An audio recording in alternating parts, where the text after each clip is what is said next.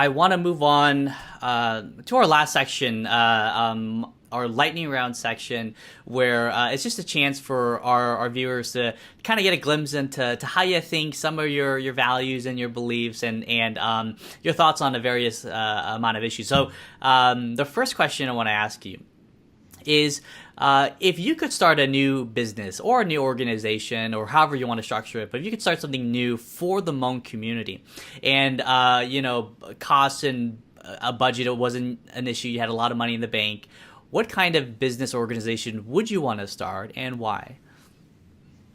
So I would start like a legal clinic. It would be a place where people can seek legal advice, and it would be free free to use. Like right now, I'm involved in a clinic at school where I help I'm in a tax clinic, and I help low income taxpayers who have issues with the IRS, and I like represent them in front of the IRS, and I pretty much fight with the IRS over things. But I think it's important to have something like that in the Hmong community, because so many people are just like, their mentality is, I want to stay away from the legal system. Like everything, if anything happens in the legal system, it's usually a bad thing. So like if somebody's suing me or I'm in trouble for something, like I just want to stay away from all of that. And I think the problem is rights aren't self-enforcing. So you can't, what that means is, you have the right to free speech, but it won't just automatically work. You have to actually fight for that right. It's like if somebody says you can't say that, like if the government says you're not allowed to say that, you can't then you can't the right doesn't then just come up itself and say, oh nope, they have the right to free speech. You have to actually say you have the right to free speech, and then fight for that right. So part of the problem is that a lot of Hmong people don't realize that they can enforce their own rights. And so I think it's important to be able to kind of bring access to the legal system to the Hmong community. Like, for example, my parents, they were victims of some kind of fraud, and there was a letter in the mail saying you're part of this class action lawsuit. If you do nothing, then you will be a part of the class, but you can also opt out. And my mom thought, we should opt out because we should just stay away from all of this stuff.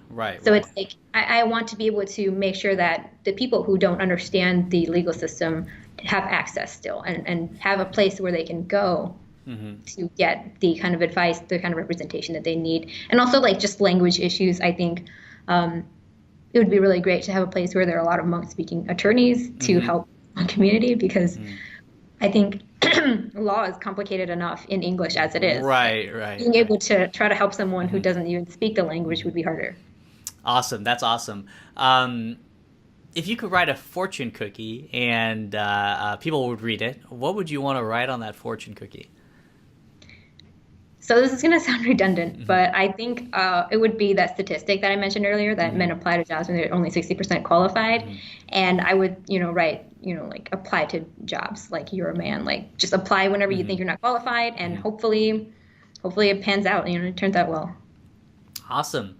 Are there any Hmong people in your life that has greatly influenced you directly, or maybe indirectly from afar, as someone you admired or you've read their work or anything like that?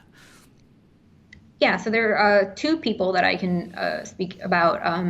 First is my grandma. She, my grandfather died in the war, like a lot of people's relatives. And he had, she was very young then, probably in her 30s. And she's lived without a husband in the Hmong community for all of her life now, and it's been decades. And I've always admired that she was able to do that in a culture where women don't really have a voice and really don't have anything that rights. And so being able to do that from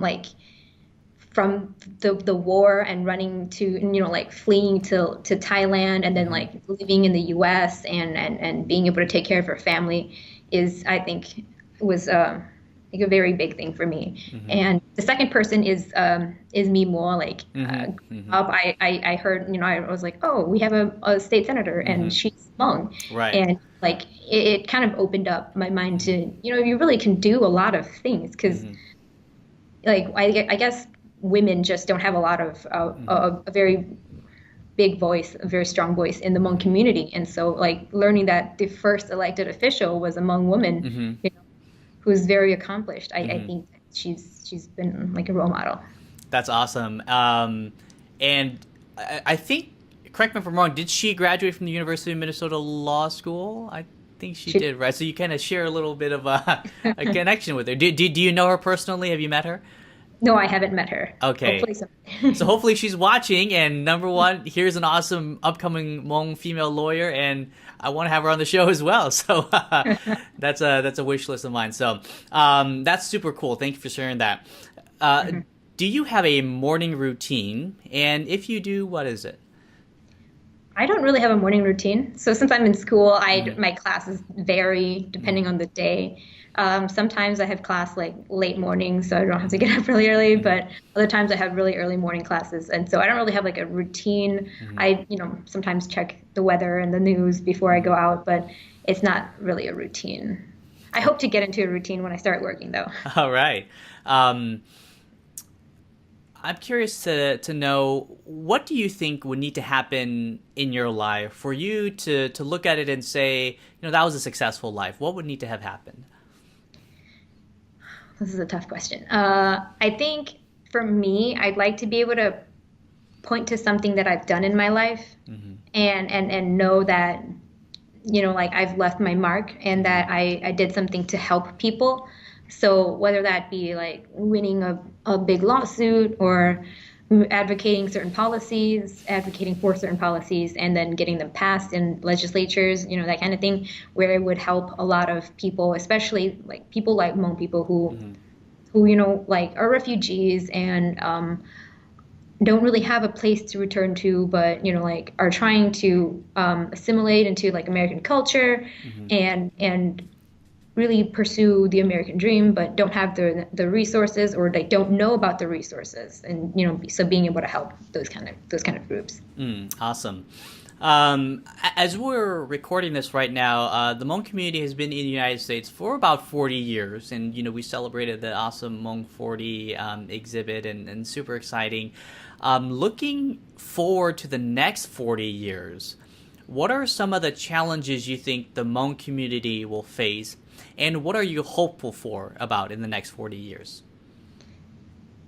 I think that for the immediate future, for the next like 20 years or so, we're probably going to face pretty much the same challenges that we have now, which is like high poverty rates, high like rates of, low rates of like higher education attainment, those kinds of things. And I hope that we'd be able to figure out solutions to these problems and address the problems, and that maybe hopefully in the next generation, where we have more kids who are born here and more kids who have been exposed to the system here longer, grow up and take on the mantle and be able to kind of like help the next group, the next generation to do better than what we've been able to do, and decrease the rates of like poverty and increase educational attainment.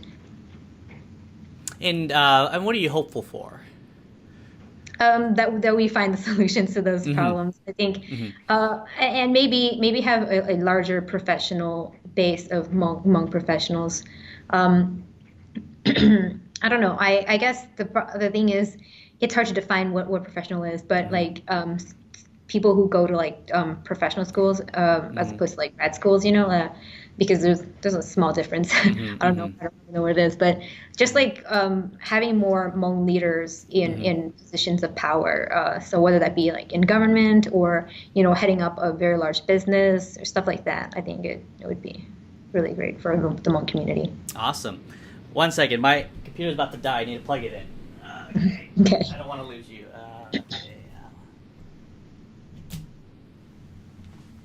Okay, perfect. Okay, so are there any books that you've read that you'd like to share with us that we should read? So I've mostly been reading like law case textbooks. I don't recommend anyone read those. But I recently read, I think a kind of memoir by Eleanor Roosevelt. I think like learn by living, something like that. Mm-hmm. I think she has some really good lessons in there. Mm-hmm. In general, I like to read I like to read fiction, Mm-hmm. like fiction novels. So just anything fun. I love reading for fun. Mm-hmm. So I recommend just reading anything that sounds interesting. I don't know.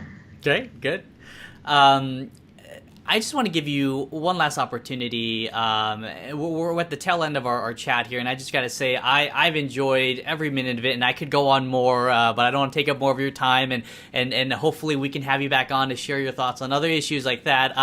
But I want to give you one last chance before we end here, just to share any last words with our listeners. Thinking about young Hmong people who are listening right now. Are there just any last words you want to share with them? Yeah, I do have some actually. I think representation Mm-hmm. is a big issue. So this is like a big issue in Hollywood right now where there's not a lot of Asian representation and Mm-hmm. there's a lot of like whitewashing of Asian roles, like white actors playing Asian roles. And representation is a big deal. It matters. So even though young people might not see a lot of Hmong people in positions where they think, oh, like I think that I can do it too because Mm-hmm. those other Hmong people are doing it.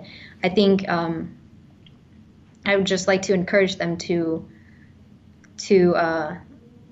what is the word, like to see beyond that and know that they have the potential, that we're really waiting for them to step up as well, and that it's not, they're not limited in their choices, so Mm-hmm. that they should step up and know that they have the potential and they can do these things.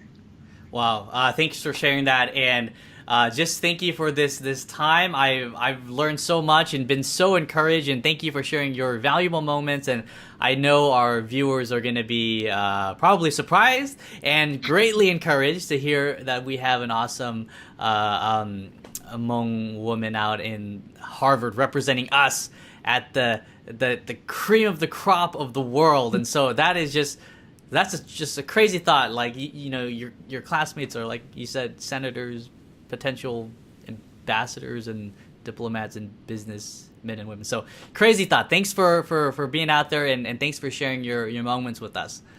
Yeah, thank you for having me. Watch, listen, and share these valuable moments.